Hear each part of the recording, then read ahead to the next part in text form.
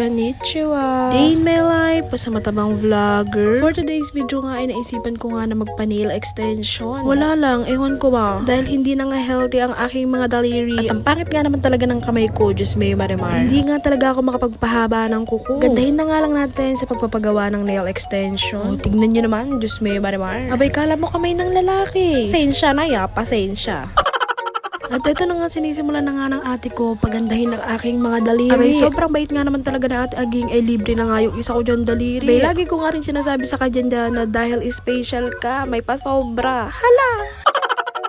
Na nga din ako lagi nagpapagawa ng extension or gel polish kung ano man yung gusto ko sa daliri ko. Sa lahat nga ng gusto magpagawa sa kanya. Yan nga yung FB account niya. At meron nga din siyang page. Eto, makikita nyo nga lahat ng mga ginagawa niya dyan. I-follow nyo na nga rin po yung page niya. Maraming salamat po. Yung magpapagawa nga rin ako sa kanya, hindi na ako nagbibigay ng design. At lagi ko nga sinasabi na ate, ikaw na ang bahala. Ganyan ako nagtitiwala kay ate Aging. At lagi nga result ng pinapagawa ko sa kanya ay nagugustuhan ko. Kami na nga rin siyang customer. Sobrang dami na nga rin nagtitiwala sa kanya. Nag-home service nga din siya. Sa lahat po ng gustong magpagawa, abay i-PM nyo nga lang po yung account niya. Abay, Diyos may marmar, ang ganda naman talaga.